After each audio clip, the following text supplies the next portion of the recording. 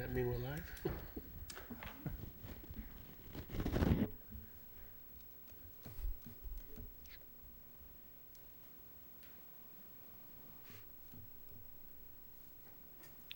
Good evening. I'd like to call the school committee meeting to order. It is Thursday, April 17th. The meeting is being recorded and broadcast by WCTV and audio recorded by Jamie Wixton. Please stand for the pledge. I pledge allegiance to the flag of the United States of America and to the republic for which it stands, one nation, under God, indivisible, with liberty and justice for all. First up on our agenda tonight is our Superintendent Search Committee proposals, and tonight we have Sean Costello from the Mass Association of School Committees joining us to give us their proposal and hopefully answer a few questions that we might have as we begin the process of looking for a replacement for Dr. DeAndrea, who is working all next year, but we're just trying to get a jump start and start the search process next fall. So I'd like to welcome you, Sean. Thank you very much. Thank you, Mr. Chairman. Much appreciated. Well, thank you for having me on such a beautiful, finally, a beautiful evening here. I appreciate the opportunity to come and talk to you about the Mass Association of School Committees Superintendent Search Services. I know that you folks have some information that I shared with you, Mr. Chair. I want to introduce myself, as if you choose to go with MASC, I would be the field rep who would be working with you on this search. My name is Sean Costello. I'm relatively new to MASC. I started full-time in February after doing some time part-time with the organization. I come with 10 years of experience from the Massachusetts State House, where I worked in the legislature until this past February. But I also come with 10 years of experience on the Marshfield School Committee and 9 years as chair. So I have some extensive school committee experience and came to MASC in late 2023 after doing our own superintendent search with MASC in Marshfield. So I led that process with Jim Hardy, whose job I now have, and Glenn Kuchar, our executive director. So I would be working on this search with you. This would be my 5th search with MASC, so it's a short window of time to have quite a few searches. I'm wrapping up a search right now with the Norfolk County Agricultural School. We also did Mashpee, Mansfield, and Braintree. So those are some of the searches that I've worked on in varying degrees over the last couple of months. The information you have from me is a cost summary, a document outlining the steps that we take in a superintendent search process. I'll likely be working off of this document with you to discuss the steps at length and answer any of your questions. And you should also have my cover letter explaining some of our services. And Mr. Chair, I did share with you a proposed superintendent search timeline that could certainly be edited as you see fit should you choose to go with MASC. Okay. There's a couple of different searches that you could do. MASC is certainly happy to work with you on a full-scale search, in which case we would enter into a contract with you. Our contract fee is $11,500 for that search.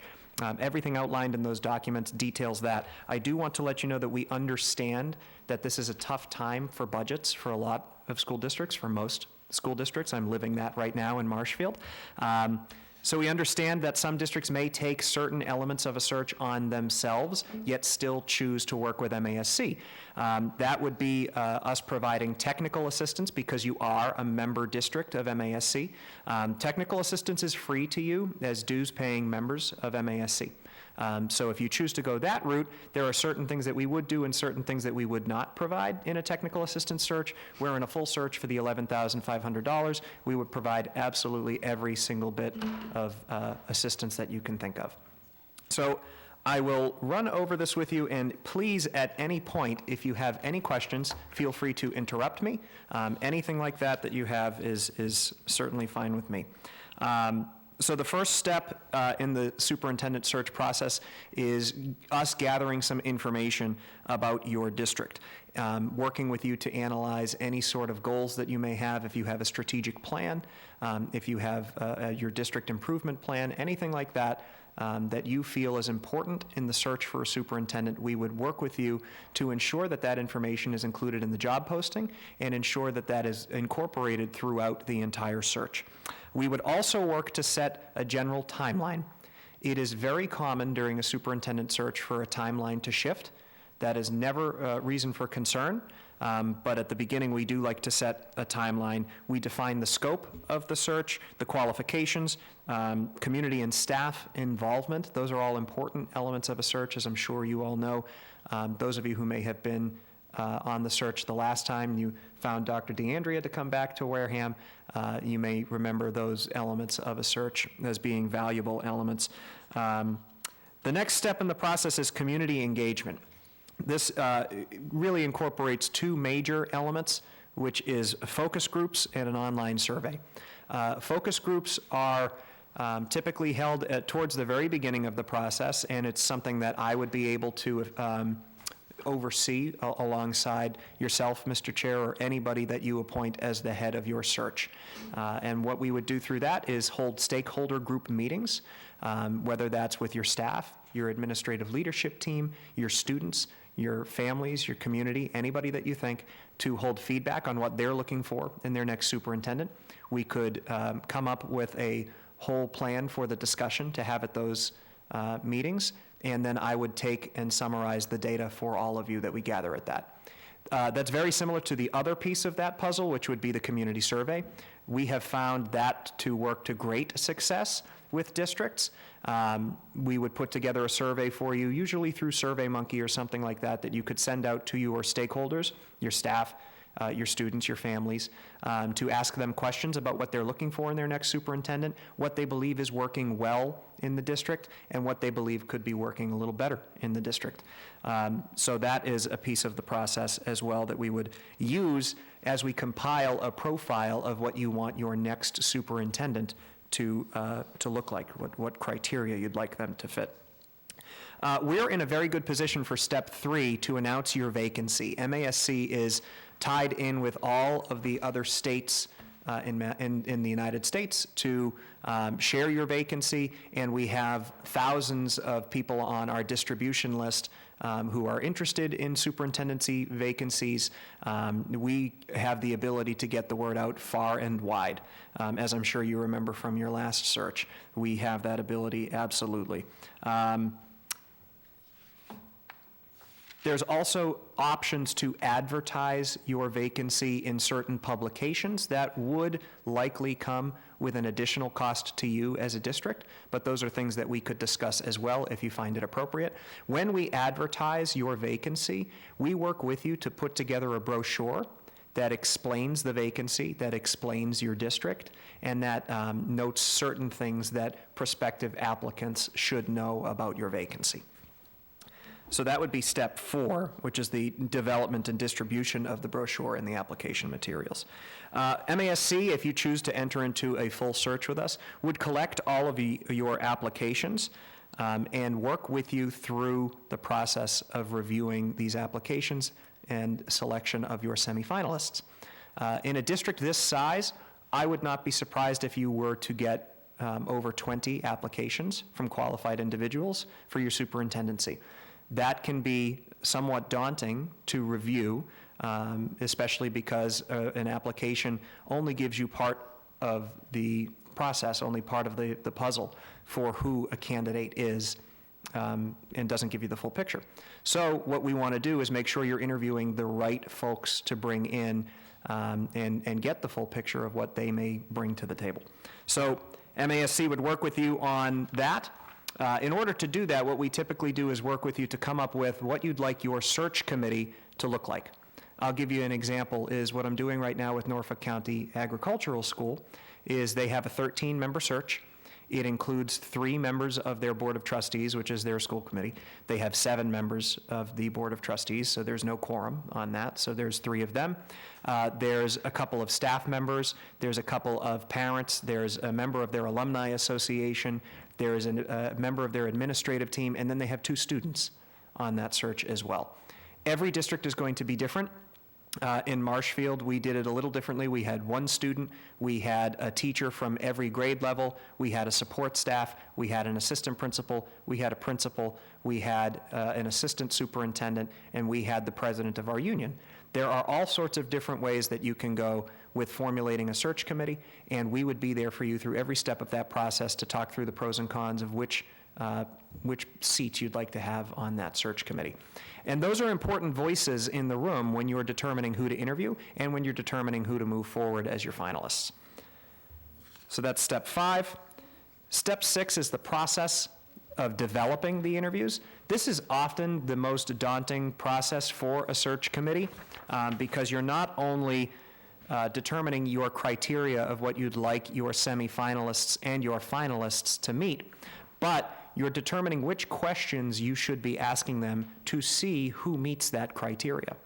We have a 40-page document that has suggested questions that you can comb through. I would work with you extensively on that. Your search committee would all have a copy of that, and we would go through that document and determine which questions fit your district and how we can change them to specifically fit your district's needs to ensure that you're getting all of the proper information from every one of the candidates that you choose to interview. That's a big piece of it. As you go through that process, the search committee is a public body. So a big piece of that is ensuring that they are trained on and knowledgeable on the open meeting law, as well as confidentiality and ethics requirements that they must meet. So that's a big piece of that process, especially because districts can find themselves tripped up on the open meeting law with folks who might not know exactly what that entails. And I know I'm preaching to the choir here when I say that open meeting law can be convoluted and can come with a lot of questions. So that's what we would be there for during that process. We would provide an entire orientation for your search committee during the first meeting that would focus on training on the open meeting law and confidentiality, as well as a confidentiality agreement and a discussion on ethics. So that's a bit of the process in step number 6. Once you determine your finalists out of your group of semifinalists, there's a certain process that must be met afterwards. You have to announce your finalists and vote to accept them in a public session as a school committee. Once that is done, it's public information who your finalists are. Everything that happens at the semifinalist stage will be confidential and done in executive session. That's another piece that we'll train folks on. But the next step in that process is done fully in public session. So we would work with you on ensuring that you are up to date on all of those requirements. You can make that announcement. And then afterwards, we'd work with you on setting up site visits. A lot of the time, our site visits tend to include meetings with the administrative team, as well as visits to certain school buildings. How many school buildings do you have here in Wareham? 3. You have 3, so you could probably do a visit to each building for each candidate. You'd have, if you have 3 finalists, you'd have 3 different days of the week, and you'd go to each building with them.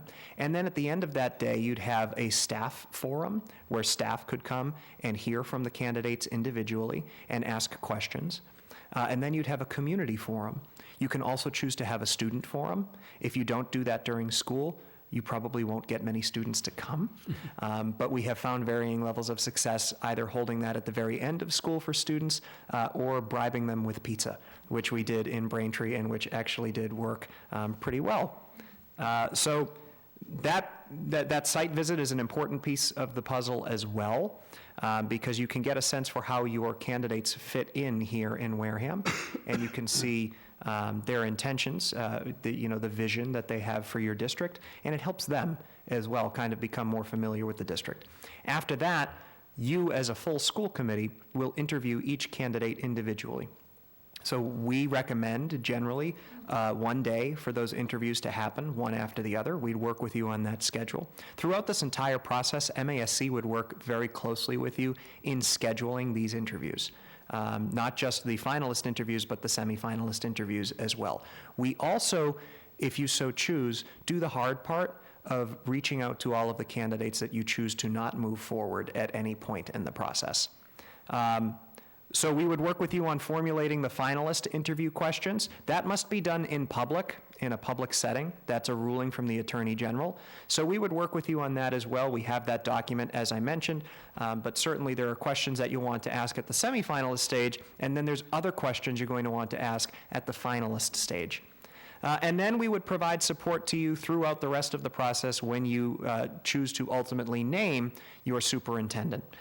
We can provide guidance on a fair compensation package. We can provide guidance on just about anything that you can think of as you wrap up that process. So if you choose to go with MASC with our paid service, we are there for you every single step of the way. I would be, as I said, I'd be your field rep, and I would be here for all of your forums. I'd be here for all of your meetings. I'd be here for all of your interviews. I would work with you to ensure confidentiality of your candidates that you're interviewing at the semifinalist level, even amongst each other, where I would set up a little room where I could take the candidate who's coming in next, have them seated there, and then bring them in once the other candidate has left. We pay close attention to detail. There's a whole lot of different things that go into a process like this, and we work with a great team. At this point, I'm still relatively new, but this would be my 5th agreed upon search. I'm sure I will have a search that comes up before then because you folks, quite frankly, are ahead of the game, which is great. You have your superintendent here all the way through next year, and this process would likely not begin until September of this year unless you choose to move it forward sooner. So I'll have some good experience under my belt with the searches I've already wrapped up and with any other searches that come up, but I've also got Glenn Kuchar, who's done over 100 searches himself as support, as well as the other field staff, Liz LaFond, Tracy Novick, and Alicia Mallon, who have all been leading searches for a long time. So there's a really good team at MASC. We certainly hope that you'll choose to work with us, and if you have any questions, I'd be happy to answer them. No, I don't have any questions. Well, actually, I have one. Please, You yeah. answered most of the questions. Oh, good, that I had. okay. When 3 years ago, we used the full We search did. from, that's great. How often in a town this size would a candidate come in from out of state? That's a good question. The searches I've seen to this point have always had applicants from out of state. It's really dependent on what the district feels they need. I have not seen somebody from out of state be hired, but I have seen the applications and I have seen some receive interviews. So it's really, as long as they're certified and as long as you as a search committee feel comfortable moving that person forward into that process, it's certainly not unusual. Okay, thank you. Regarding the expenses, I know the baseline is 11.5, but there's Yes. also another 2,500 that you cap. Up to Does it usually- 2,500, yes. Right, does Yep. it usually come in? No. I mean, I live in Marshfield, and it's 70 cents a mile reimbursement for when I drive. So I can't imagine I'd be doing nearly that much driving, and I can't imagine you'd be having me print the thousands upon thousands of pages that you would need to meet that threshold. Okay. So I'd be surprised. Okay. I noticed that under I think it was said warranty, like if a superintendent didn't work out or left within a 2-year period. Yes. That you would open up a search again if we Correct. met certain criteria. Correct. What about if we went through, I think this is probably unlikely, but if we went through the process, what happens if we go through it all and we just don't feel comfortable with any of the candidates? Is that something that we'd have to pay again for another search then? No, or- we would be working with you throughout the remainder of the process until you find a superintendent. If you declared a failed search, we'd be working with you Okay. on that. And it is very unlikely that you'd be doing Right, that. right, I Yes. would think so, but that's still part of the Yes. initial fee? Okay. Yes. All right, great, thank you. Have you ever come across a couple of questions that you said, oh, I've got to use that if we ever do one in Marshfield again? Yes. Or like something that really gets at, Yes, so every district that I've worked with so far has been, it's really interesting, and it's one of the things that I'm really loving about my job is going around and seeing the needs of every district and how similar they are, but at the same time how different every district is, and I love seeing the vision for districts moving forward. I keep telling people that's my favorite part of the job is the superintendent search, because you can see all these different ways that a district could be moving forward with certain candidates, and that's really interesting to me. But another piece of that is that every district always has at least 1 or 2 questions where I'm like, oh, that was a really, really good question. Braintree specifically had developed some really strong questions as a group that I brought to the next search that I did, and they ended up using a couple of them. that's what I asked them, good teachers always Yeah. take material from other, Yeah. wherever they find it. So I ended up seeing a member of the Braintree School Committee after that, and I said, just so you know, I used a couple of your questions in another search. They were that good. So I'm sure Wareham will be just that good, and I can use your questions in the future. April? I really like that you pointed out for whomever or however we decide to build our search committee, with the different options, and Yes. including student voice, because that's something that's big in our district.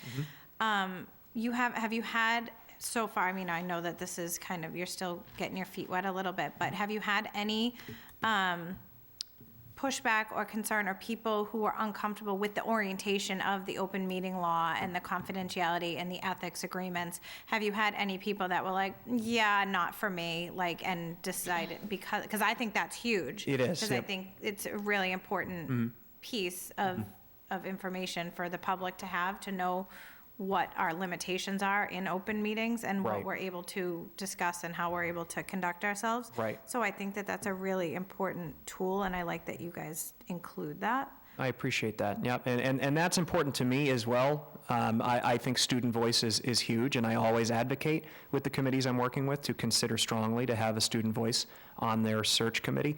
As you know, we provide extensive training, not just within superintendent searches, but outside of it as well, to school committee members through charting the course on open meeting law requirements and everything like that. So we are pretty uniquely situated to provide a thorough training of that for folks, especially folks who didn't sign up to be on a school committee and might be a little overwhelmed. So in the searches I've done, I have not yet seen somebody say this is too much for me and I'm not interested in serving on this. I have seen folks who have had questions, and we always like to walk them through the process if they need to individually. I'm always available to folks if they have those questions, and was just answering questions for a different search the other day, and on the phone with a member of that search committee to ensure that they felt comfortable. So that's a service we provide through that. Great, thank you. Any other questions for Sean? I think you gave us a lot of information, Sean. Awesome. We appreciate it. Great, and I am available to you at any point. If any of you have any other questions, you know how to get me, Mr. Chair. Yep. I know you know how to get me. My email is certainly on the website. It's just scostello@masc.org. I certainly look forward to the opportunity to work with you, and even if you choose to go a different direction, you are dues-paying members of MASC. I am your field representative. If you have any questions about anything moving forward, I'm always available to you, and I look forward to working with you. Great. Well, nice Thank meeting you, you. Sean. Thanks, Sean. Nice to meet you as well, April. Nice to see you. Nice to see And you. congratulations again, Dr. DeAndrea. I apologize for being late. I got out of work late. Got here as quick as I could. Okay, next on the agenda is, let's see, the Sail Survivor Field Trip? Is that right? Okay. Come on up. Hi, Jane.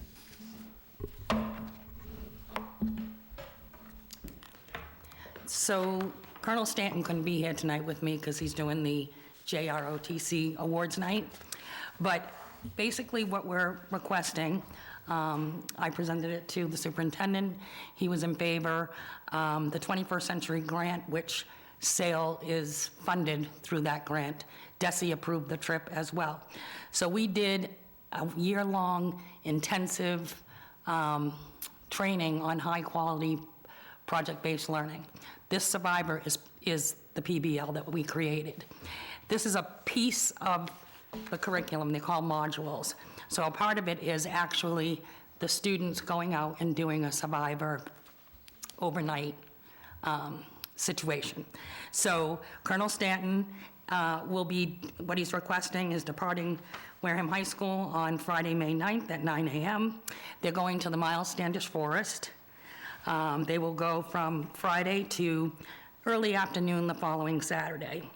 They're going to hike approximately 4.7 miles from the East Head Reservoir.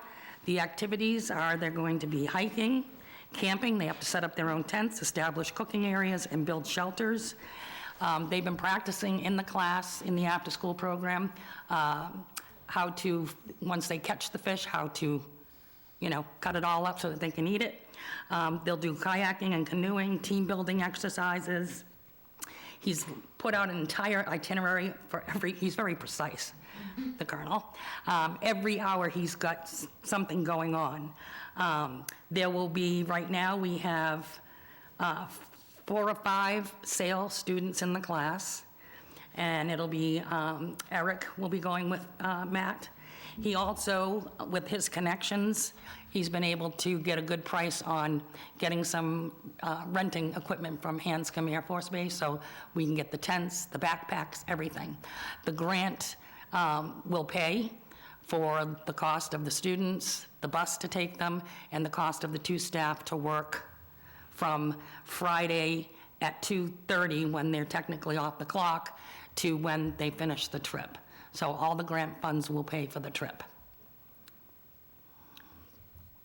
And so we're asking for you to approve this trip. Questions? Joyce? Have they ever done anything like this before? I No. don't remember that. No, and it was written, Colonel Stanton really has done a favor in doing this session, because we wanted to test a piece of the module, because there's like 4 or 5 modules that are part of this PBL. We're going to roll it out in the summer, more intensive, and it was written for the summer for the survivor stuff to take place over at Wickets Island with our partners, Buzzards Bay Coalition. Oh, okay. Yep. And the students who are going, there's, like you said, 4 of them? Is that the total number of students in the class? Right now, yes. Okay. Yep. I wasn't sure if, He would like to, if possible, take a couple of junior ROTC members to help with the overnight. and that would still be covered under the grant? Yep, everything's paid for out of the grant. So how many staff will be attending, did you 2. say? 2? Matt and Eric, Okay, so yes.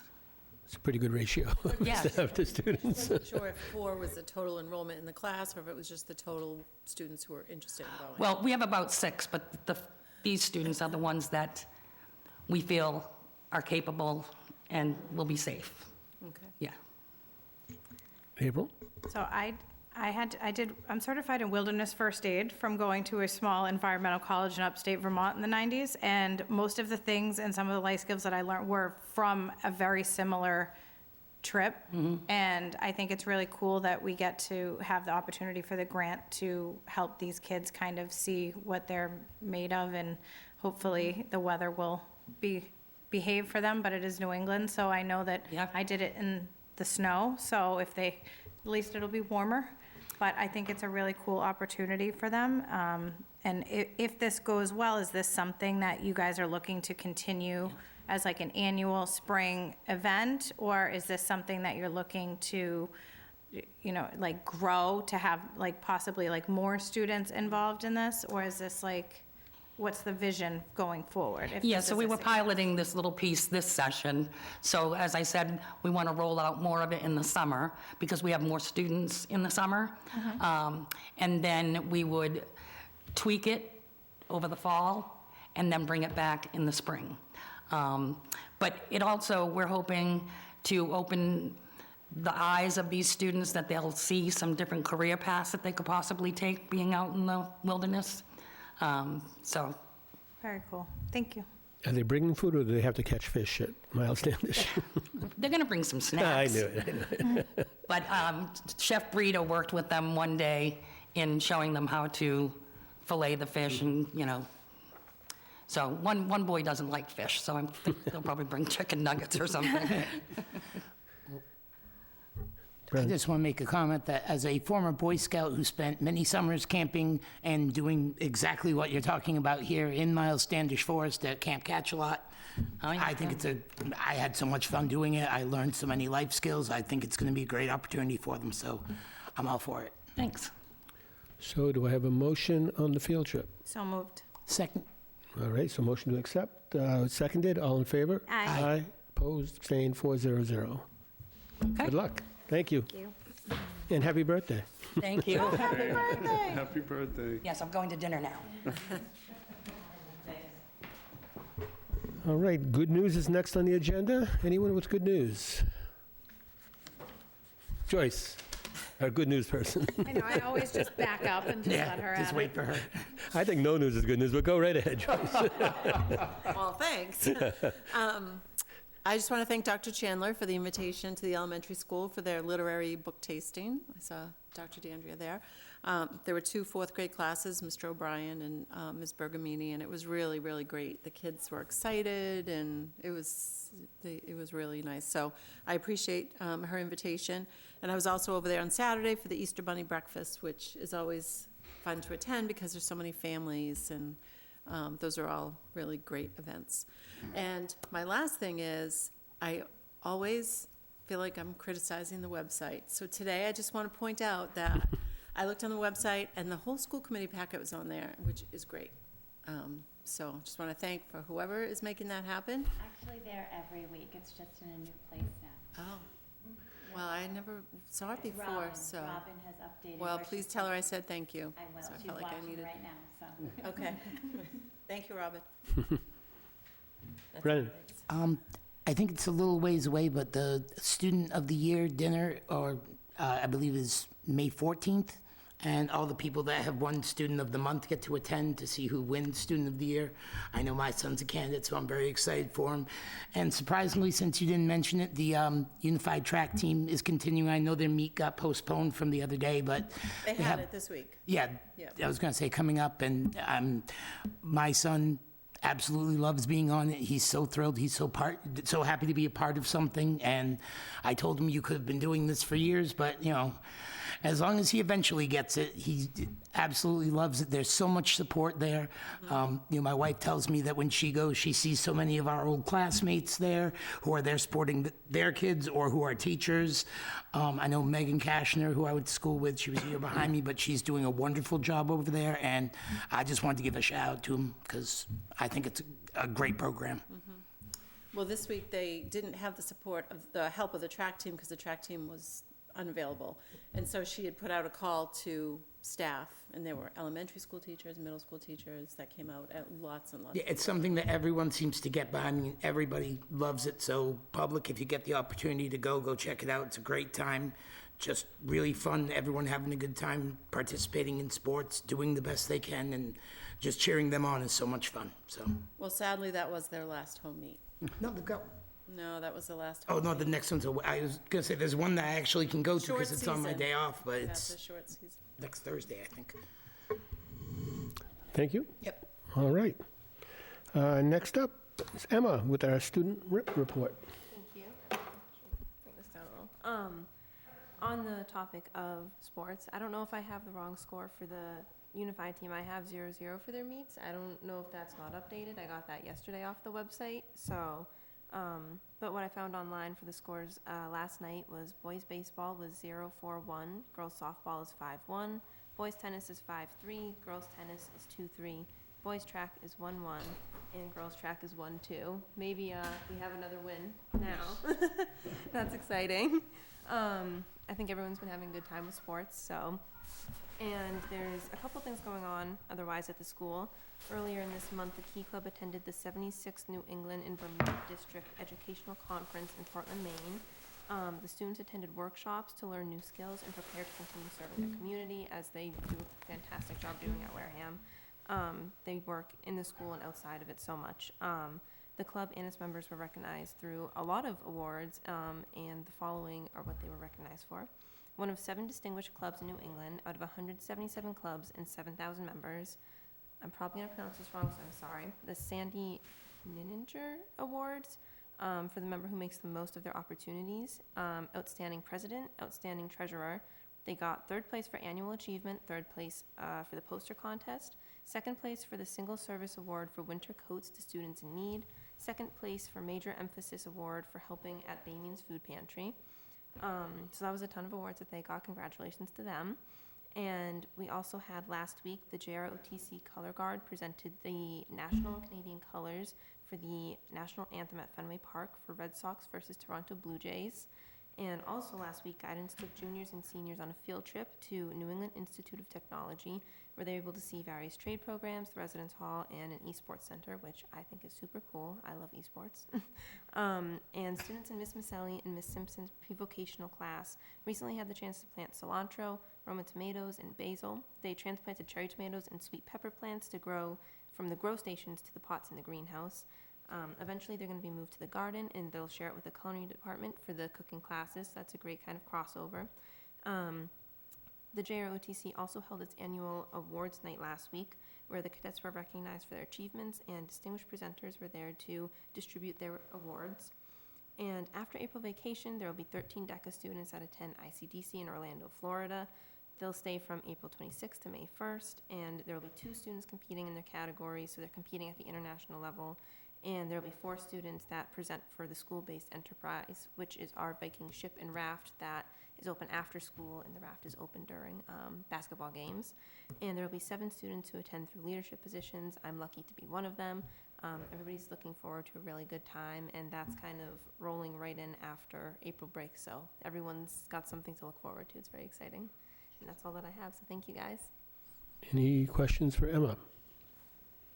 What are you doing for the DECA thing? You're there for the leadership? Yeah, I'm not there to compete, but I put in an application to go on leadership, so it's kind of a chance to attend workshops and still develop skills and learn from it, even though you didn't rank high enough to compete, and then you can come back and use those skills to help the DECA club, and as you go through college and the rest of your life, take those skills to apply them there as well. Nice.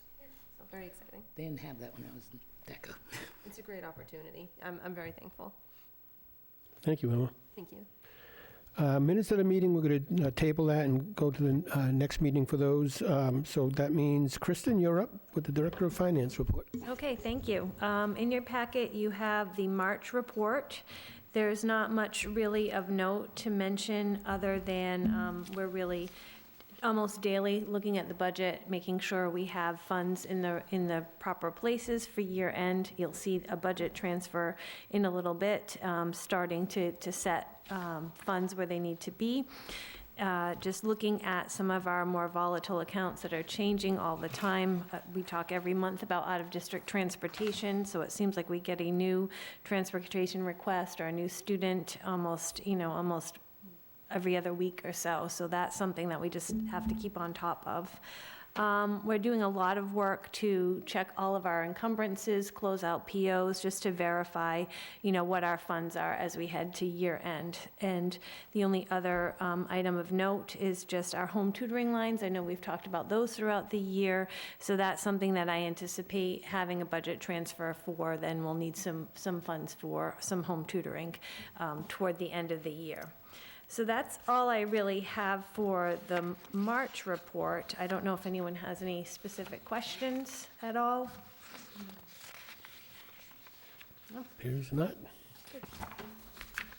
Okay, so then the next is to vote on the 25-26 hourly rates. This is something that we do every year, and Jamie has prepared the sheet for you of all of the hourly rates that we like to have in one document that aren't covered by bargaining agreements or otherwise documented. So the changes are highlighted, just most of them have stayed the same from last year. I know we did some updates to our substitutes last year, and a year or so ago we did the driver's ed updates, and also we codified the athletics. So we don't have too much, but I will run through the changes that we do have. So the first one is a substitute nurse. It's currently $28 per hour. And the Director of Student Services in the lead nurse and the nurses in the district are requesting to increase that to $35 per hour. We're having difficulty finding substitute nurses, so we hope that this will be helpful in attracting people to get on our sub list. I know that they did some work reaching out to area towns and school districts for some substitute nurse rates, and I have those here. There's a few that are at $35 an hour, which is what we're asking to go to. There's one that, some of them are listed per day, so I just did a strict 7-hour a day. So some of them, there's one that's a little bit over $35 an hour, and there's some that are under $35 an hour. The range of the districts that we have, there's probably about 12 districts listed here. The range is $22.86 per hour to $35.71 per hour, and the average is $31.69 per hour. So we're looking to increase it to $35 per hour on that one. And I don't know, do you want me to go through them all and vote individually or after each one? Let's go through them all. If there's Okay. any discussion, we can Okay. go back to it. So that's the substitute nurse. The next one is the substitute cafeteria, and I'll also discuss that with the cafeteria monitors as well. So Mr. Russo, our Director of Food Services, is looking to increase both of them from $16.50 to $17 per hour. And again, I know every year it seems he comes to us for that to be competitive in hiring and retention. And in speaking to him, he said it's more difficult. He has difficulty hiring for both, but it is more difficult to hire the substitute cafeteria workers than monitors. And a monitor would be a regular daily job, which is a sub-caf worker is on call as needed. So that makes sense. So he is looking just to raise it 50 cents per hour to help with attracting and retaining our workers. The 7D bus drivers, this is just, this is the rate that we're currently paying, but it had not been on this list, so we just want to we're trying to get all of the rates that we have on this one sheet of paper, so we have a reference for our payroll and documentation to look back to in terms of an audit or if questions arise. So that's that for 7D bus drivers, and I think that's it for any of the changes. Anyone have any questions about any of those raises? Joyce? The substitute cafeteria worker, is that hourly rate at least as much as the lowest paid cafeteria worker? That I would have to check. I'm not sure offhand, but that I could check. I don't know if I have their contract I think it is. with me. In Because it the should be, current right? contract, yes. In the current contract. So in a But the future new con- contract, it may not be, Okay, yeah. so is that something that was discussed when we were, I'm sure when Mike set Hmm. that number, it's what he took all that under consideration. okay. I guess I just wouldn't want to approve an hourly rate for a substitute that is more than what we might be paying someone who works every day. Oh, I see what you're saying, yeah. So with the new contract, as this goes into place, I think that would be the case. It Okay. wouldn't be more than, Okay. yes. Jeff? To Joyce's point, it's fair to say, though, if you're comparing hourly rates to hourly rates, it's somewhat apples to oranges because one is eligible for benefits and the other is not. Is that a fair statement? Yes. Okay.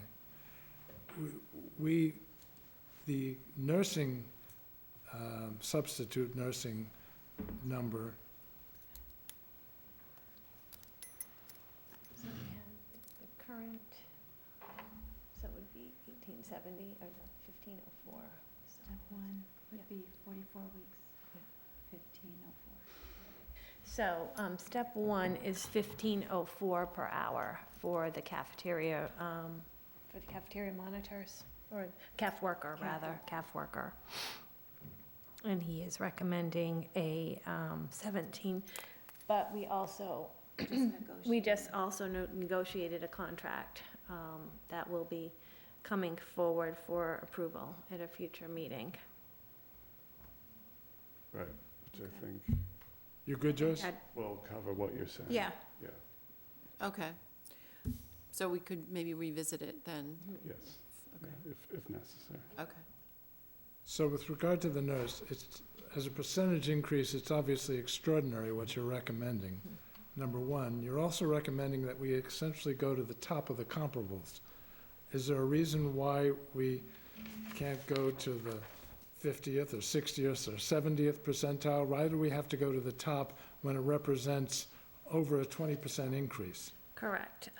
This is what the lead nurse and the director of student services, in their opinion, are recommending. We have But Read I get they're recommending Right, it, but right. why are they recommending it? that, I'm not, I Because don't know. it's so challenging to find sub-nurses, nurses get paid so much more money in other opportunities that they have. So trying to entice them to at least consider being a substitute here with a little bit more money is, What you're saying makes perfect sense, which makes me wonder why the comparables are, in some cases, so low. Right, so there's some really, the lowest one is. It was 22, I think. 20, They're probably having trouble getting and keeping 2286. subs correct. too, then. What school district was Right. that? That's Bourne, actually. Really? And then a lower one is Silver Lake Regional, Old Colony Regional, that's a high school only, so they may have a little bit. Are these apples to apples? Your In other time. words, are they RN to RN? One isn't an LPN and the other's an RN. Do we know that, for oh, example? these would be RNs. These would be RNs. You can get an RN for $22. Wow. Well- Silver No, that's Lake the is problem, they also- can't, that's why they want to go up. Right, So why are they sticking with that number?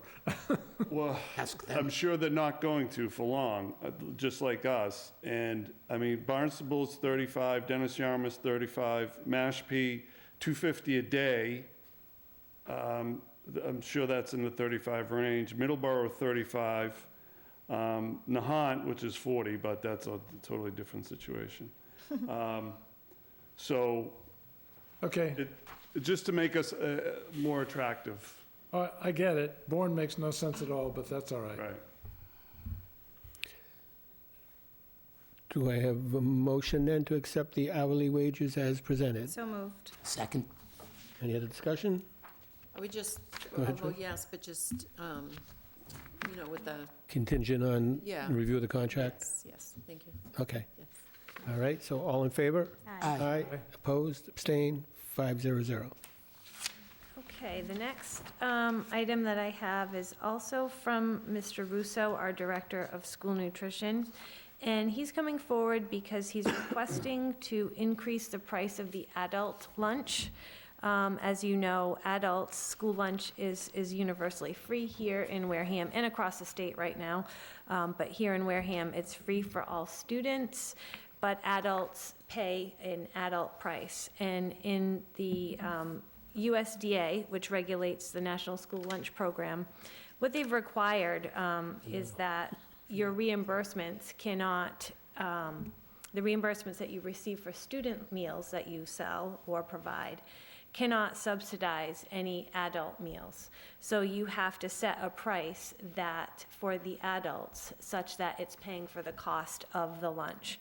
So every once in a while, what the school nutrition directors have to do is they have to check to make sure, and there's a calculation from DESE, it's called the price equity tool. And so every few years, you need to check and make sure that you're not subsidizing adult lunches with your reimbursements from the student lunches. So the last time that Mr. Russo did this exercise and it resulted in a price increase was the school year 22-23. And the adult price was is currently $5 plus 35 cents meals tax for tax.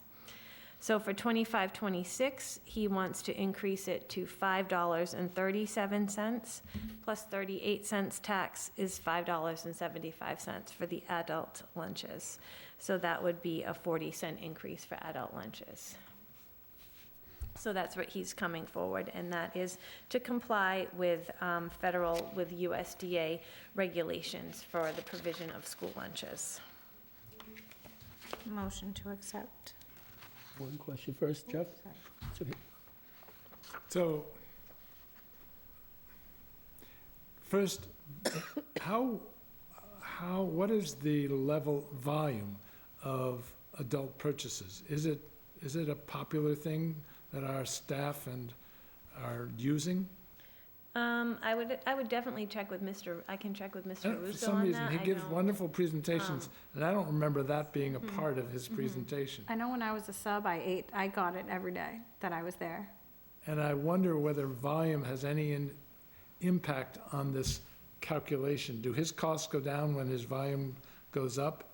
Or is this DESE calculation independent of that? Right, I think the DESE, I had looked at it quickly earlier. It's been a while since I've done it. I did it many years ago, and I spoke with Mr. Russo about it today, as a matter of fact, and it's kind of a clunky calculation. I'm shocked to hear that. So, and there's different components that you have to put into this calculator. Probably nothing to do with volume. So, it's just, the idea is in order, and Mr. Russo wants to prepare us also in case it's our turn next year for the school lunch audit, because every few years we get it. So we want to be ready to have, to be in compliance for that. I get it. More important, does he have any insight as to is the state facing any cuts from the USDA or wherever else they get money to support their free lunch program? Has he given you any insight into that at all? Not specifically from Mr. Russo. We haven't spoken about that, but I am in touch with another food service director that I've worked with in the past, and I happened to see her over the weekend, and she said that she had just attended some school lunch meetings, and to perhaps expect that the universal free lunch may be coming to an end. That won't affect us here in Wareham because we are the community eligibility provision, which means all students qualify for free lunch in Wareham. In other communities prior to the pandemic, students had to pay. If they qualified for free or reduced, they paid nothing, or they paid 40 cents at the time. And then during the pandemic, it was universal free lunch, and the Commonwealth of Massachusetts continued that after the pandemic. But there is some talk in school lunch land that may be coming to an end, but that won't affect us here. It won't affect us. Are we on the cusp of eligibility, or do we easily meet that eligibility? That I'm not exactly sure, because when I came here, we already had free lunch, and then it was universal free lunch, so it was just never something to be concerned with. And I do believe, from what I remember, you can apply, and maybe all communities Has to be can renewed apply. And I was periodically. going to say, and it has to be renewed at some point. I'm not sure how many years, but it does have to be renewed.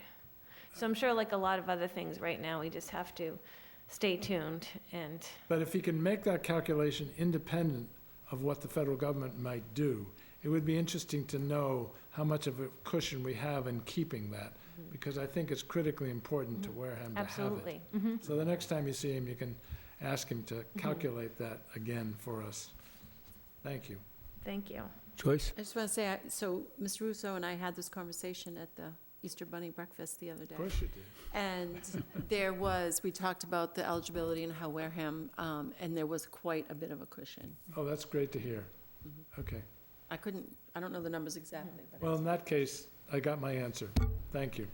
So do we have a motion to accept the teacher lunch raise in price as indicated? So moved. Second. All in favor? Aye. Opposed? 500. Okay, thank you.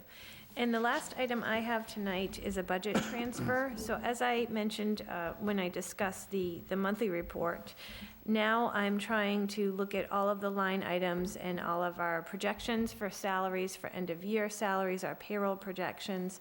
Our payroll bookkeeper does an excellent job every payroll of staying on top of our payroll projections, which can vary for a number of reasons, for positions that are filled, that are unfilled, for positions that are hired at different rates than they were budgeted at, all these things that we've talked about. So you can see in the budget transfer, I broke it up. The top part is for salaries, looking at the payroll projections. A lot of them are our substitute teacher lines, and I know we've talked about that at a previous meeting. So and that one's very difficult to predict because it's not a contract, it's an on-call as needed. So what we're doing is just looking at, just predicting the future from the most recent past. So there could be some changes in the next couple of meetings that we'll need to make some changes to. Some of the other line items, the non-substitute line items, those are, you can see it's all within salaries. So the salaries were budgeted for, but perhaps not quite in the right line item, especially at the elementary school. There's a lot of, that's broken up by preschool, kindergarten, grades 1 to 4, and then also special ed. So there's a lot of different line items, and if I didn't have them budgeted quite in their right account, then that's when we're seeing the surpluses and deficits. So this is just taking a look and just setting it to be, hopefully, end the year at 0 in each line. So that's the top part. The second part is I took a look at a lot of the accounts that are in the district or the school committee or student services lines and transportation that are not the schools, because the schools right now, they're still spending down, they're still purchasing needed supplies and materials.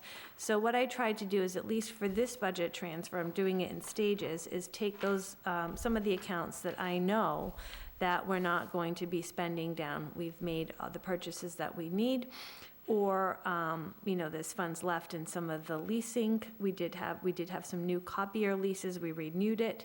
So at budget time last year, it was just an estimation. So some of these things that I know with confidence that we will not be needing from June 30th, I've taken those and transferred them into lines that I know with confidence we will need funds in, such as transportation contract services for, that's the McKinney-Vento Foster student transportation, our transportation supplies and fuel. I know we've talked about in the past, with the buses being replaced and the older buses, we don't have the boneyard of parts that we used to. So the good news is we have a lot of new buses. The bad news is that we've pretty much picked through our parts boneyard. So now we're having to purchase parts more so. And also the transfer is going into, in addition to transportation, into private tuitions in anticipation of perhaps prepaying some out-of-district tuition for next year. So that's the budget transfer that I have. Any particular questions on any of the transfers? Jeff? So one of the things I noticed were some of the large numbers and in salary lines. And normally, we're able to budget salaries pretty accurately. What's happening that would cause us to? Right, so that one of the larger ones here is looking at, I believe there was some funds in the kindergarten that I transferred out. So that was probably, and I want to say better than probably, just a coding error between how it was coded for the budget versus how it's coded for the payroll. It's the same teacher line, but there's just a slight change in that whole string of numbers. And also last year too, one of the hurdles that we faced was we had to do a lot of projections in April and May to get to the budget number that we were going to ask the town for.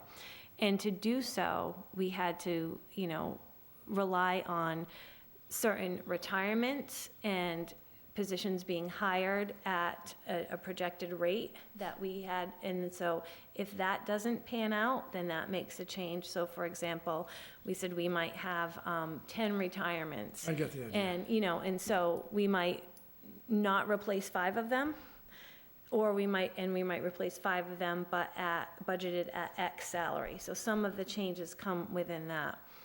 And it also could be from building to building, whereas when we set the budget in October, November, December, we made a lot of changes and a lot of cuts in April and May to get to that number this past year, coming off of ESSER, having to cut some positions due to ESSER and due to, other factors.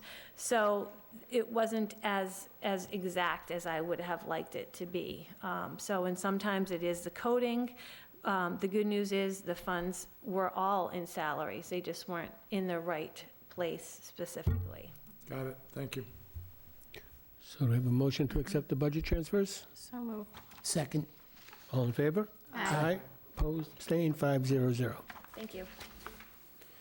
All right, we're going to skip over to the superintendent's report. Thank you. So you have received the superintendent's newsletter, and I ask that you first approve the bill and payroll warrants. So moved. Second. All in favor? Aye. Aye, opposed, abstained, 500. And in your packet, you received the brochure from the Coast of Maine Growing Good program. They are asking to donate to our young adult program some 10 cubic feet of soil. Our students plant, water, and harvest herbs, vegetables, and lettuce. They pass it along to the culinary department. This is a program that the Coast of Maine, you might be familiar with it, uses to donate soil and encourage these types of programs in public schools. So I ask that you accept this very generous gift. So moved. Second. Chuck, did you want to say something? Yeah. Where's the soil going? Yeah. It's going into, I don't know exactly, into their garden, wherever it is, whether it's the So, which school? high school. High school. So the elementary school has those wonderful raised gardens. Are there any equivalent? I don't recall seeing the equivalent of that at the high school. So where it's going, 10 cubic feet or yards, what was it? Feet. It's not a trivial amount of soil. It's out back to the right of the building. Oh, you know where it's Is that a going? library, behind the library, is that? Where Yeah. they had the bee. Yeah, I don't know beehive exactly where there that was, but and- if you were to go on that little road that cuts Yes, the right of the building, they're all in there. the raised gardens. Yeah. I guess I missed them. You're not supposed to be driving over there, I just so you don't, know. I walk through there. Thank you, So do we have a motion to accept the dirt? So moved. Second. so to Second. All speak. all in favor? Aye. Aye, opposed, 500. Thank you for that gift. That's all I have. I was hoping you'd stretch it out a few more minutes. sorry about Okay. We'll open up the public participation. Seeing no members from the general public, we will move on. Report of the school committee. Anyone have anything to report out on school committee business or subcommittees? Would it be acceptable for an executive summary of the mask presentation to be given by the chair? I can do so before the NESDEC And I'd love to representative gets hear here. whatever questions might have been asked. So the question I asked was, what happens if we don't choose a candidate? Because it Warranty. wasn't in their warranty You proposal. couldn't find it either. No, it didn't exist there. But he said, no, we would stay with you until you find a candidate that you are happy with, so that we would not be charged extra if we stayed with mask, if we went through the first round. If we went through the process and decided not, they stay with us until we find a candidate. Okay, if we decide to choose them, it would be nice if they would incorporate that in writing. All right, Yeah. I'll mention that. We'll talk We to do have it in the Glenn. minutes tonight.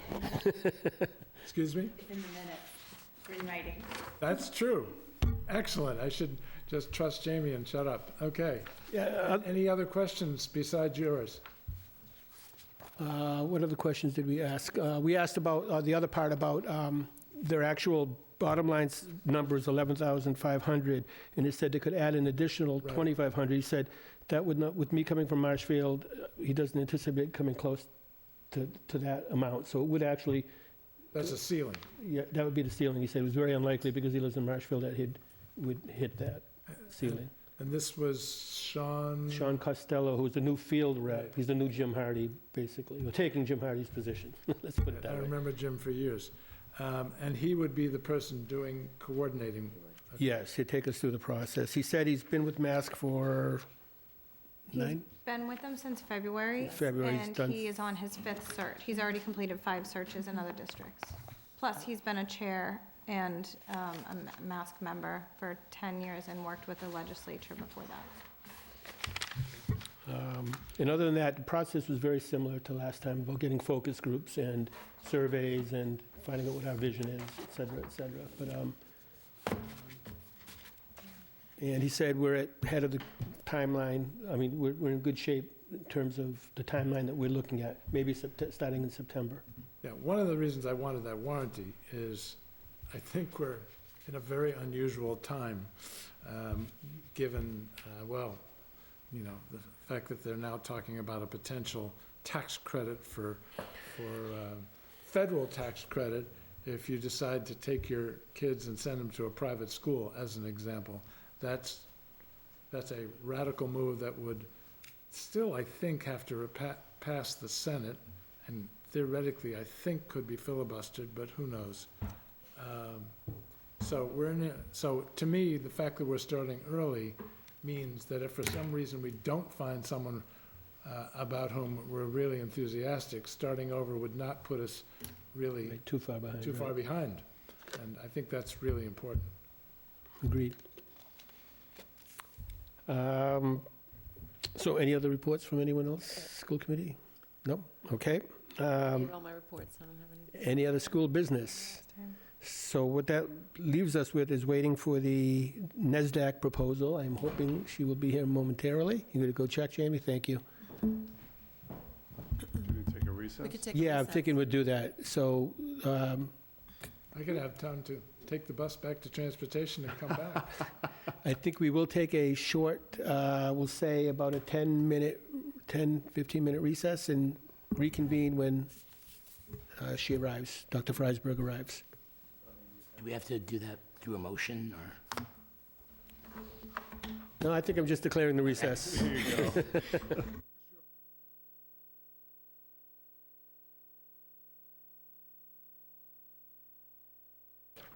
All right, so our recess is over. We'll reconvene back in session, and we are glad to have a representative from NESDAQ here tonight, Dr. Freisberg. Thank you very much for joining us. And basically, would ask you to maybe take us through the typical steps and part of your proposal, and if there's questions, we can ask those questions of you, as we're trying to decide who to go forward with on this important job of finding a superintendent. for Right. not next year, the year after next year. So, we think we're- very important, for Yes. sure. I'm happy to present what I have, or because we customize, we can change that up if you'd like. Makes sense to me that I might present first and then open it up for questions. Does that make sense? Everyone has a copy of the materials that I received. Great. So you should have received the proposal.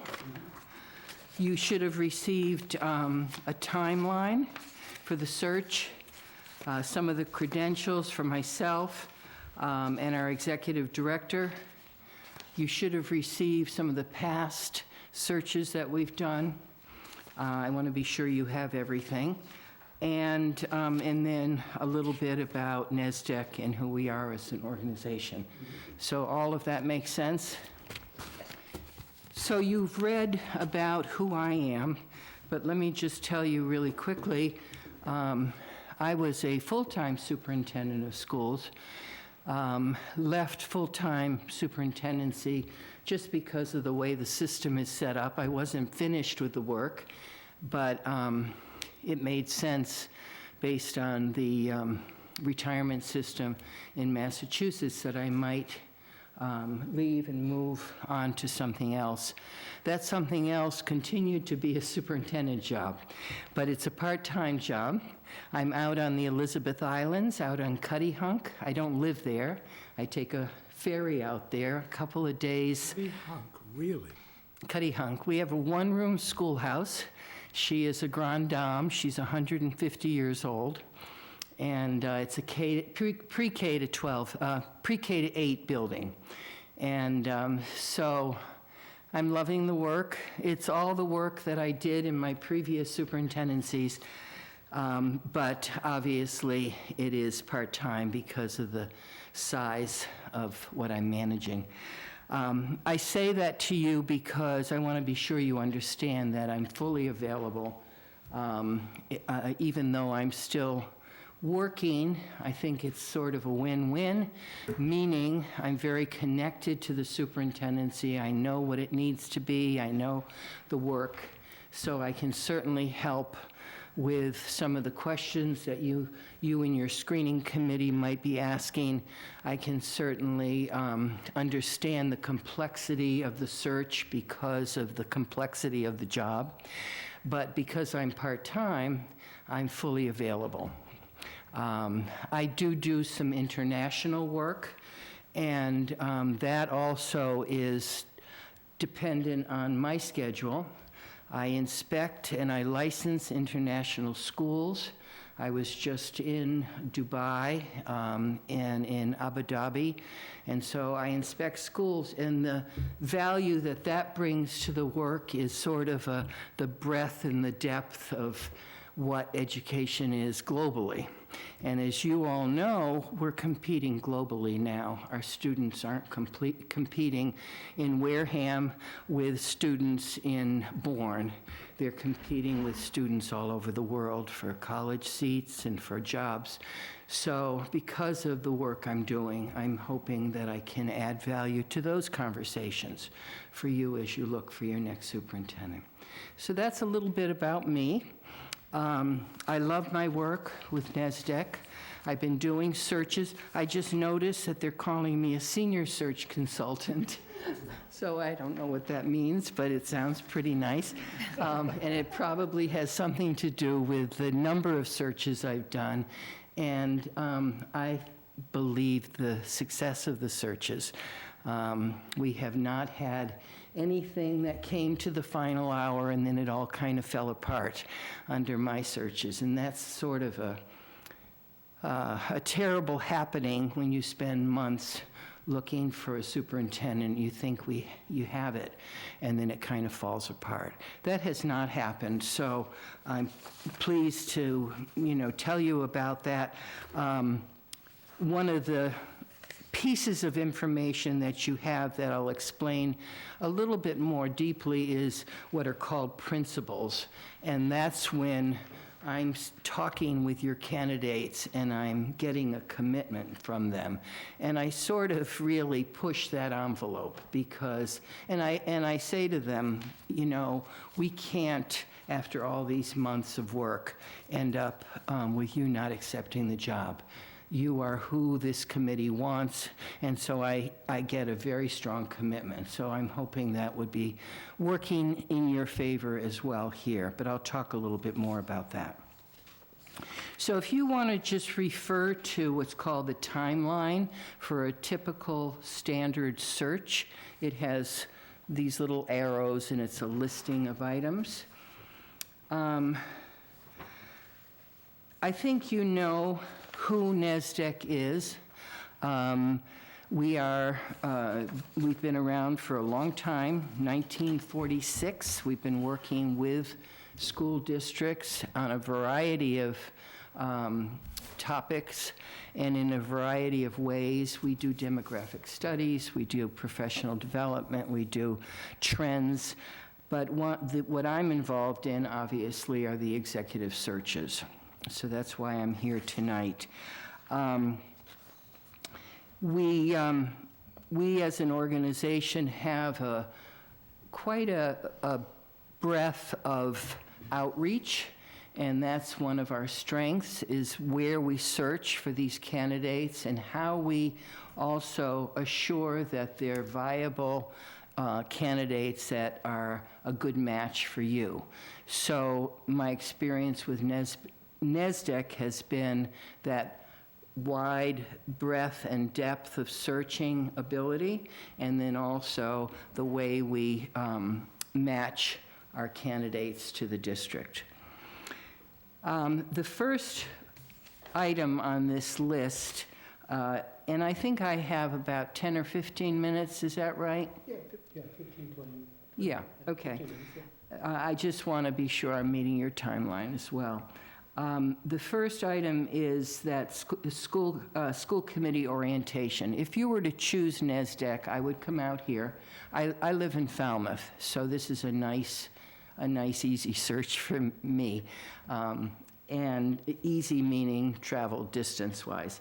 So I would come out and I would do some training here with all of you about the timeline, what your expectations are, and then some specifics around, I might be asking, maybe not that early on, about the salary range, so as we look at the candidates.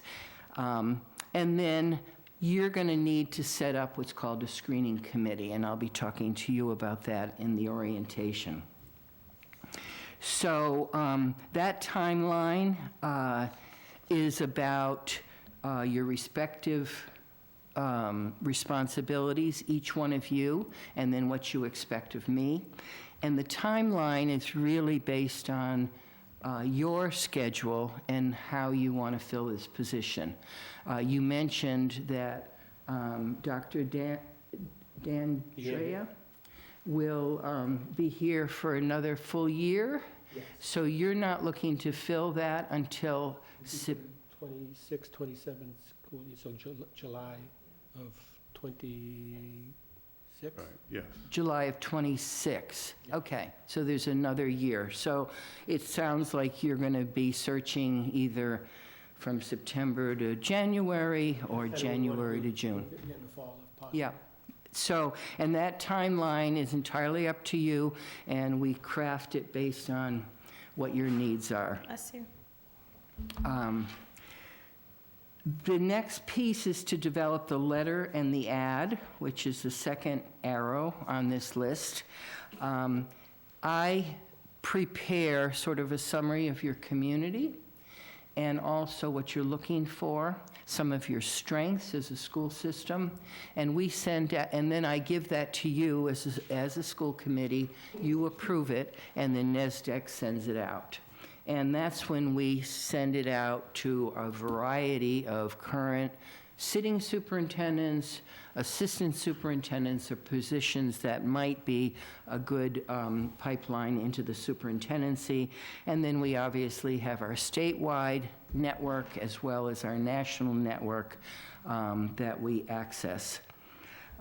This is a personalized informational letter, and as I said, I get to know your community by looking at different your website about, certainly Jamie is going to be a wonderful resource to me to provide information. And I would be working very closely with Jamie as well in regards to distributing information. So that letter goes out either on your letterhead or on ours, and it gets widely distributed, and that's our first attempt to sort of solicit our candidates. We describe the position. You approve the final copy, and I think I mentioned that a little bit earlier. We then publicize and we recruit for the vacancy. That is not only that letter, but we have a wide range, and it's in one of your documents, things like School Spring, top school jobs, AASA, which is the National Association. We also use our local networks and all of our sitting superintendents, some of the office, additional office people like assistant superintendents will also get that letter, and that's statewide, but certainly focused on the area here. So that's the publication. It is a regional and national recruitment of candidates, and it's quite far-reaching. The last search I did, even in a tough market, I think we had almost 30 applicants. And we go through, in the office, we go through those applicants to make sure that they're credentialed, meaning they're licensed or they're working on a license, and then that they have the kind of credentials that they need to serve as a superintendent. The next section is called the Community Needs Assessment. This is a part of of my work that I especially really enjoy. I come and I sit here in Wareham for the day, and I can be here from 8 in the morning until 8 at night if I need be, and I talk to focus groups. I talk to community people, and this is something that Jamie and I would work on setting up. Community people, I would be talking with students, and Emma, I'm hoping I would see you again at that point. I talk with people from the teaching staff, administrators, the staff, not just the teaching staff, but this overall general staff. And I ask them about what they're looking for in their new superintendent, and I also ask them about the strengths of a new superintendent, as well as the kind of things that they would like to address in year one. And from that, I put together a profile. And that profile drives the decisions on who the screening committee will speak to, and who you ultimately will speak to in your final interviews of 3 or 4 or 5 candidates that you're interested in looking at. It also drives the questioning. So when I talk to these groups, and they're usually set up during the course of the day, I might spend an hour with each group, asking the same questions, taking notes on my laptop, and then generating this profile, which then, as I said, drives who you might talk to as a screening committee, which is separate from you, and who you might talk to as a school committee, and it drives questioning. In other words, if it keeps coming up that there's a shortage of funds or some budget problems or some budget difficulties, then we want to, and that keeps coming up in these focus groups, then we're going to want to, for sure, have a question about the skill of the candidate to budget. I do help with this questioning in both the screening committee as well as when you do your final interviews. I sit with the screening committee and with you, and we develop the questions together. We use that profile as sort of the guiding document to craft those questions. That's one of my favorite parts of the whole search process, as I said, because I really get to know the community and have a good sense of what your needs are.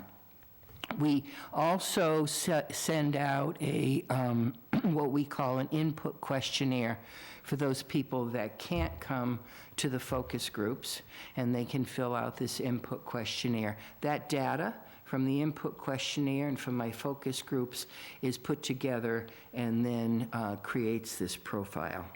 So we think we're reaching anyone that might want to participate, even if they can't come. And I, as I said, I come during the day, but I will stay during the evening as well for those families or people that are not able to come during the day or during the evening. The next piece is about the application deadline, and the screening begins. That application deadline is going to be something that we're going to discuss together when we put together the timeline. That's when applications close, and we, as a NESDEC office, begin to look at who applied and the credentialing of those people that apply. We review the applications, as it says on this document, and I work with the screening committee to set up those interviews. It's going to be your task to decide what you want that screening committee to look like. And for those that have not been through this process before, the screening committee is a group of community people that screens the applicants and comes forward with 3 or 4 or 5, depending on what they're charged with from you, candidates to be interviewed by you as a school committee that then you choose from those 3 or 4 or 5 to offer a contract. So there's 2 levels of looking at these applicants. The screening committee first, community people, and I will direct them through this and help them with the questioning, setting up the timeline, setting up all the scheduling and the interviews. I call the applicants and I schedule the interviews for them, and then I provide the chair of the screening committee with the list of people that they're going to be talking to. A member of the school committee should serve on that screening committee, so it will be up to you to decide who that might be. I don't sit in the interviews. Once I've set everything up, I've set up the schedule, I've called the applicants, the schedule is set, I then let the screening committee interview. I come back and we then rate the applicants. And I have a rating system that has been very successful that I use. That's how we rate the applicants, and they become then candidates, and they come to you, 3 or 4 or 5, depending on what your wish is. We're now at what's called Names to School Committee. I talked a little bit about that. I then come to you again. We talk about those names become public because these are the finalists, and I help with the news release on who those finalists are. I help you with questioning. I help you with the announcement of the language of the announcement of the finalists, the final candidates, and then we set up the schedule. We decide if you're going to visit those finalists, if they're going to visit you here in Wareham, and then I set up the schedule. I then leave when you interview, and then I come back to receive the information about who you've chosen. Or if there's any difficulty, we will process that. I want to be very clear that I am available with questions in the middle of a meeting when you're interviewing, texting, or phone call. If you're meeting and you have to recess because you've come upon a stumbling block, then I'm available to be accessed to answer any questions that you might have. At that point, my hope is that after having interviewed 3 or 4 or 5 people, and I'm using those numbers, but certainly that's your decision, how many people come to you, you then obviously offer a contract. And you have the decision to make about whether you want to visit them in their working community or you want them to come and visit you here, and then whether that should happen before the interviews or after the interviews, and those are all the discussions that we'll have in that meeting, whereby I'm orienting you to your piece of the process. You then end with offering a candidate a contract, and then it's up to you to negotiate that contract. I come back once there's a finalist that has been offered a contract. I don't use the language who's been chosen to serve as the superintendent, because obviously you've got to negotiate a contract before you actually have a superintendent in place. And I come back and I speak with your new superintendent probably about a month into his or her work here, and I provide them with some assistance in regards to entry planning. And then my work is done. I hope my work is done. If things fall through, NESDEC, as you may have read in your documentation, we will come back and do the search again at no charge if there's a problem and things fall apart. That is not what anyone hopes for sure.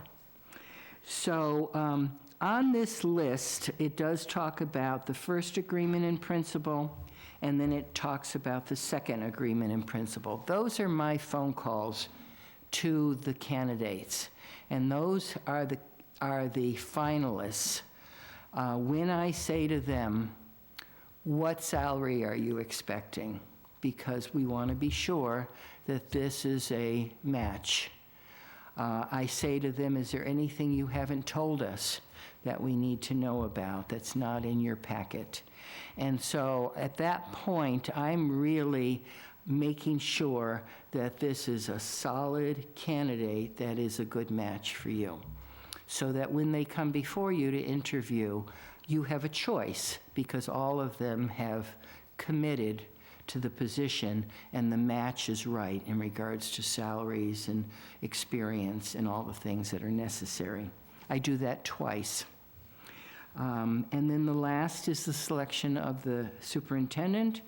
We've talked about that, where you offer a contract. So that's a summary of what we do. And there is a cost proposal in here.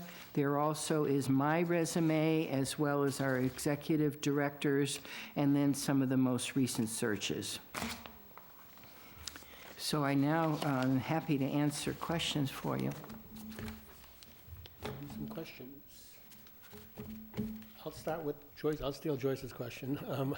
In terms of, when you say like you look nationally, how many times does a national candidate or a candidate outside of New England or outside of the state actually come and take a job in a small district in Massachusetts? Yeah, you would be surprised how many apply. Right. Often school committees don't move forward on a candidate at a great distance because there's a cost to bring them in for an interview, and that would be a cost that you would have to negotiate with that candidate. And often those candidates withdraw. So we find that it's the New England states that generally are where our pool of candidates come from. If I'm not mistaken, the last time we limited the search to maybe New England. Yeah, I don't think we went to I don't think we national did either. advertising. April? So when you're putting together your, as you call it, your screening group, what are your, like, what's your criteria for that? What is your process in educating them on the process and how kind of the search procedure works and the confidentiality and things of that nature? What do you go over with them? Yep. You've raised a really good point about confidentiality, and that's part of the training, but let me back up a little bit. So it's really up to you who you want on the screening committee, but it makes sense to us at NESDEC that it would be a range of people that represent your community. So there would be probably a community member. There might be someone who serves on one of the boards in town. There would probably be teachers. There would probably be administrators. There probably would be staff other than teachers and administrators. There would be a student, hopefully. So, but that's entirely up to you as a committee, because you will be working with Jamie, who then will probably send out some kind of an email blast saying, this is where we are in the process. We're looking to develop a screening committee. Please indicate your level of interest. Some committees go a little further than that and ask for kind of a little resume about who they are, because it's a small community, but you probably don't know all the people that might express an interest. So some school committees will ask for a little paragraph describing how they think they would add value to a screening committee. So that happens between you and Jamie to put that committee together. And again, I would be here to advise if you have questions. I then meet, and this would be the timeline that we would set up. Once NESDEC hears if we've been chosen, our next step is to set up a timeline. And that timeline would talk about appointing the screening committee. It would talk about me coming out and orienting the screening committee. I start the orientation with a conversation about confidentiality. I in the middle of the conversation, I talk again about the serious nature of confidentiality, because these candidates, they are not yet public. They haven't informed the districts from where they're coming, and their names are held confidential. When we're talking about these people, I'm using generally a first initial and a last initial, and so highly confidential. So I would explain that to the screening committee. I would also be talking about a schedule, because we would have a block of time when we want to get the screening work done. But if you have a committee of 10 or 11, and that's generally a good number, could be a little larger, a little smaller, probably doesn't work quite as well. So we talk about the timeline, but everybody needs to be there at all 3 interviews. We can't have people come to 2 interviews and not the third if there's 3 people that they're interviewing, let's assume, and there never is 3. There's usually 8 or 10, so it would be maybe 3 nights. So they might do 3 on one night, 3 on another, and 3 on the third night, and they need to be available, and I would talk to them about that. And then they would have the profile, and that's where we would develop our questions. Questions that they shouldn't ask, and then some suggestions of questions that they probably want to ask, based on just generally good questions, but also some of the things that were driven as questions out of the profile. That's really a summary of what we do. And sometimes it's more than one night to orient. Thank you. In your experience, say we started this in September, or say by January we have it wrapped up, hypothetically, have you had candidates that have been chosen as the superintendent that passed your first and second principal agreement but changed their mind? Yes, and also if you extend it too long, there's a higher risk that they're going to accept something somewhere else. Because most of the people that are in the search are in searches elsewhere, unless they really want Wareham. And Wareham is a very desirable community, so you have a leg up in that regard. I've looked at, you as a community and some of the accomplishments, and that'll be part of the profile and the letter. But if you extend it too long, September to January, wanting an appointment in January, whether it's January 1st, I'm sorry. I'm just throwing that out as a sample. Yeah. But if it isn't September to January and you want to go longer, I would suggest that you're risking losing some of the people you might be interested in. Do you have any questions? Yes, I have a number of questions. But before I get to the serious questions, if someone wanted to be on the search committee, or we wanted someone to be on the search committee, because my guess is I have some people in mind, and my colleagues may have some people in mind who they think would be very valuable. What should we tell them about the number of hours they're committing to over what period of time? Right. So they're committing 1 or 2 orientation meetings with me. All right, let's assume 2.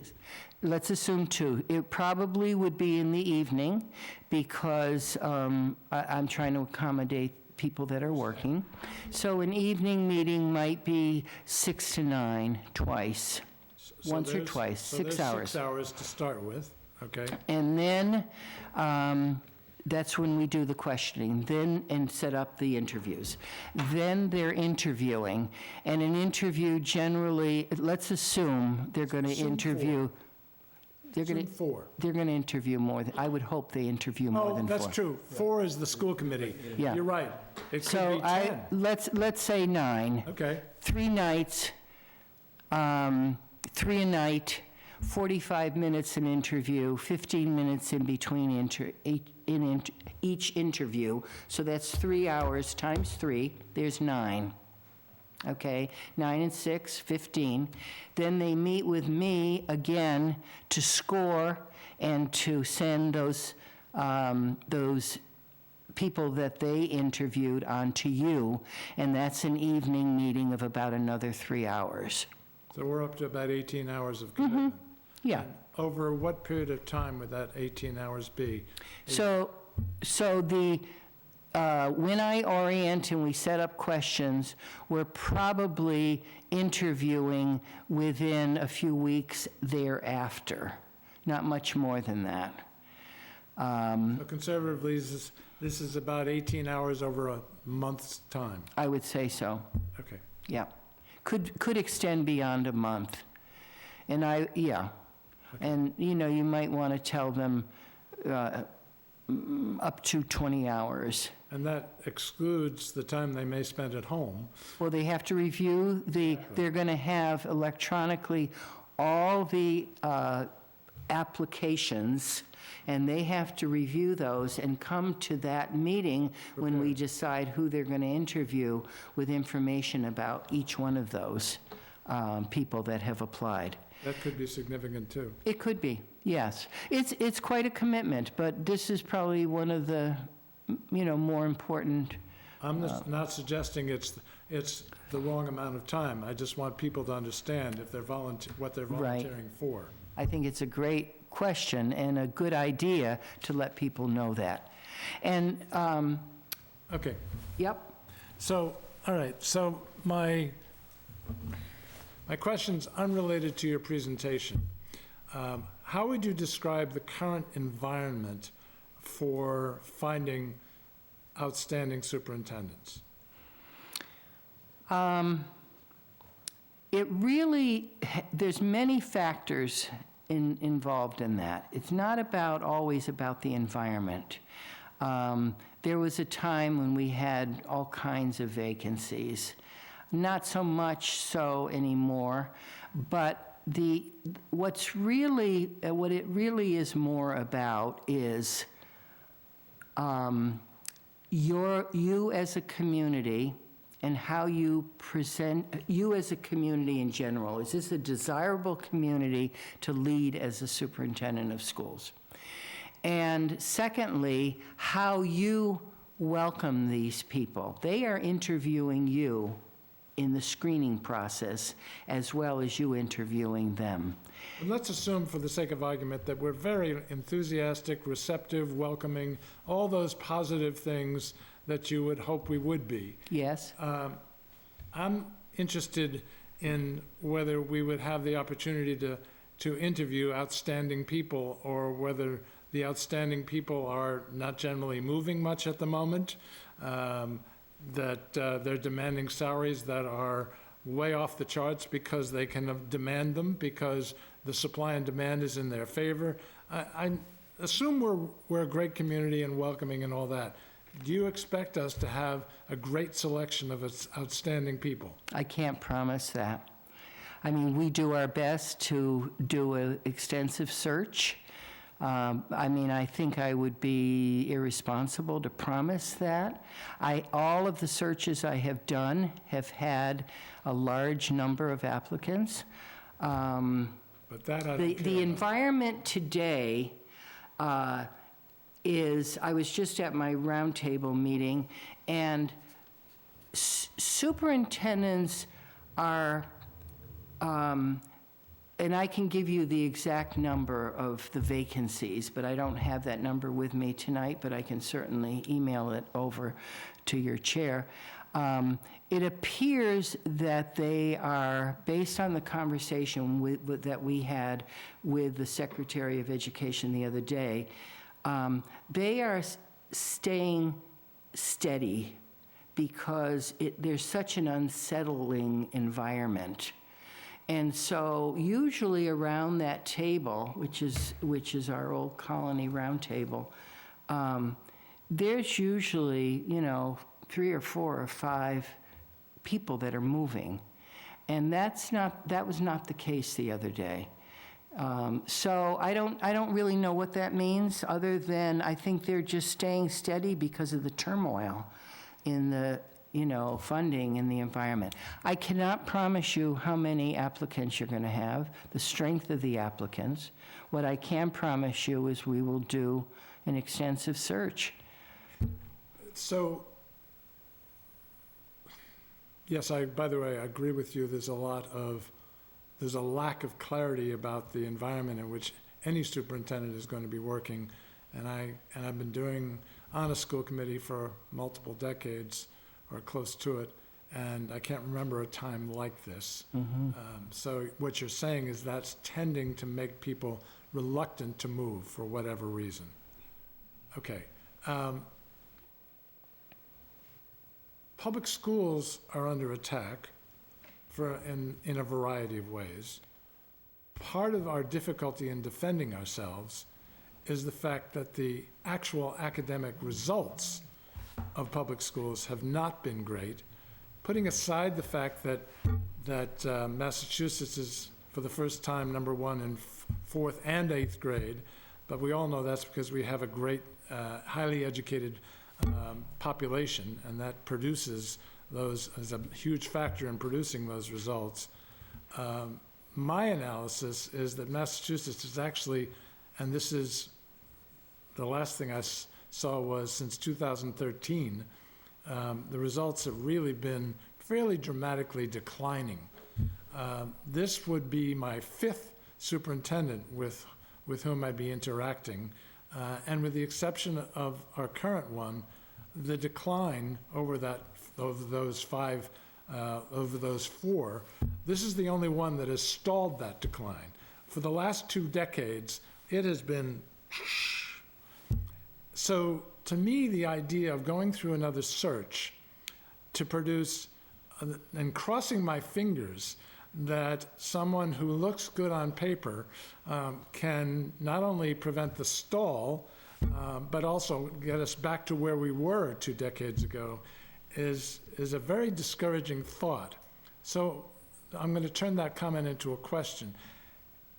If the standard applicant, even though they may look good on paper, is in fact not doing anything wonderful for the students of Massachusetts where they have been in the past, I don't want to assume that they're going to do something wonderful for our students. How many non-standard people have you put into place? And how do you I'll define define non-standard? non-standard, who have spent a good portion of their career not in education. I have not put into a superintendency anyone that hasn't been in education, personally. Their entire career. No, some of them have come from business. They have. Some of them have come from business, some of them maybe from other walks of life, but all of the superintendents that I haven't put in, you have, the school committees have, they all were coming from either an assistant superintendent or a superintendency or a central office position. So what you're saying is you occasionally get those non-standard applicants, but they don't end up getting the jobs. No, I wouldn't then I say. misinterpreted No, what you I said. wouldn't say that we get non-standard, if you mean people that are not working in education applying for the job. I haven't seen that. Even people who have spent half their, I thought you said people. Yes, but they are, when they're applying for this position, They're in education. they're in education. But they may have come from a different career initially. Sometimes they don't tell us that either, because they think we aren't interested in it. We're interested in their educational career. One of the things that I think is important, and you probably know this, paper is only a very small piece of the application.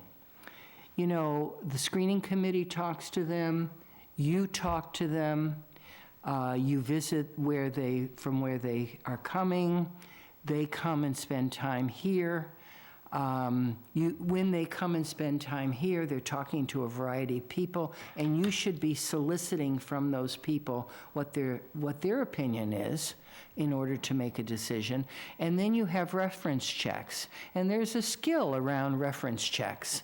You know, candidates will give us a list of references, but I always say to a school committee or to a screening committee, when you call, if Mr. Smith, who answers the phone, is not on the list, you might say, I'm calling about so-and-so, and how do you know, what's your relationship? So there are many levels by which you are really getting to know these people, and it isn't just the paper. No, I agree with that completely. I also agree with the accidental reference checks. Yeah. Can be very insightful, Very much so. enlightening. Yes, very much so. Thank you. I hope I adequately answered. Good questions. I just wanted to ask, you'd said that, you know, you cast in that and, you know, you get a certain amount of applicants and then kind of, you know, some people aren't serious about it, they'll come and then they drop out.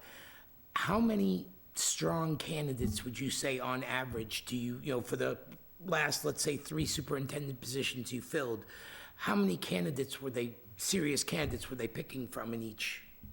Were they picking from, or they ended up actually interviewing?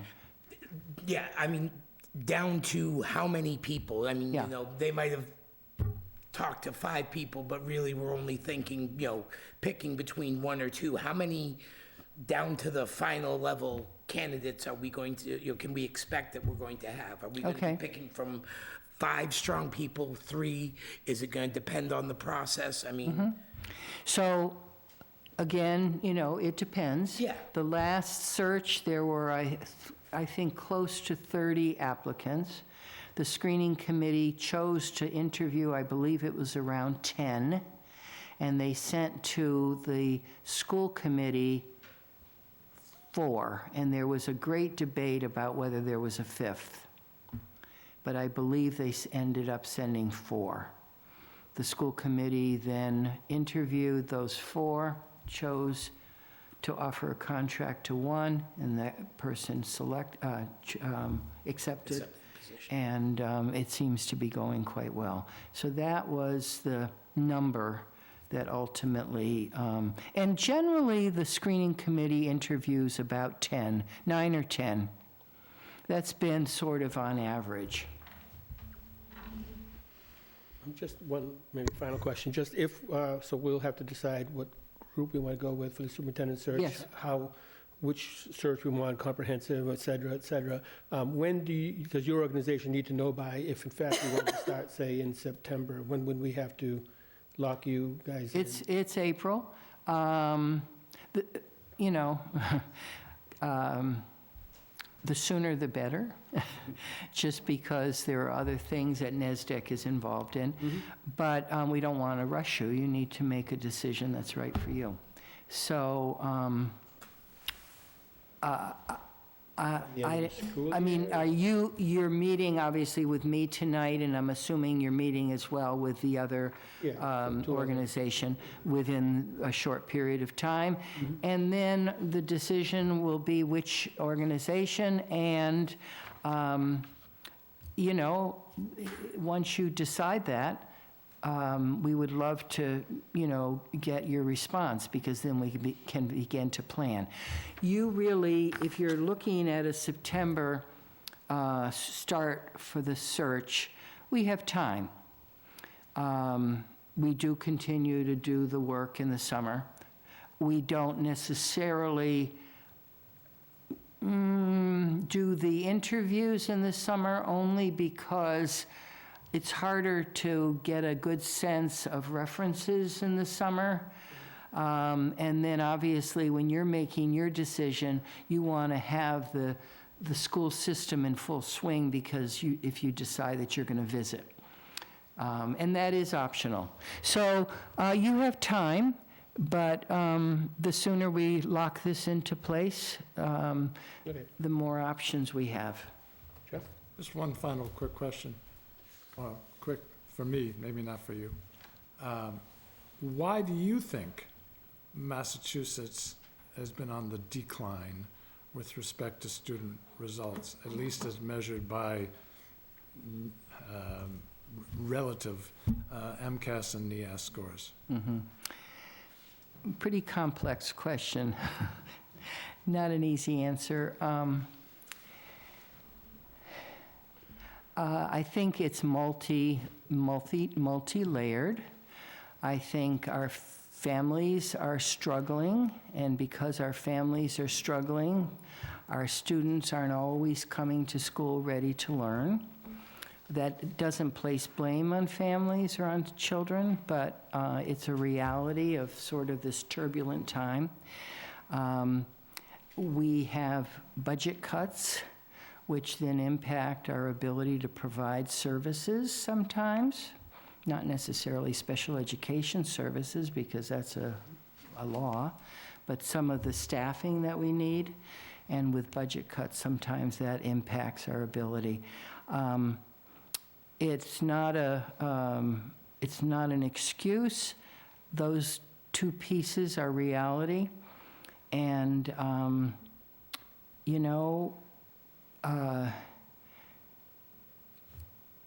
at this point, that's probably all I want to say or can say about it. And I would hope that your next administrator is able to maintain this trend and turn things around a little bit for you. It sounds like, the success has been here for sure. The perception is there's a lack of accountability. And part of that is because no one wants to say, you're failing, okay? Because it is multifaceted. But in the end, that lack of accountability and the combination of that plus the declining results just gives a huge opening for people who don't like public education. Yeah. It's a very serious problem. I don't know how deep you want to get into this, but I just want to make, because I don't want to dismiss your question. The competency requirement that obviously we no longer have for graduation, that's problematic in my opinion. The holding staff accountable in regards to, evaluation, that's a whole other conversation about how do we do that and how do we do it well.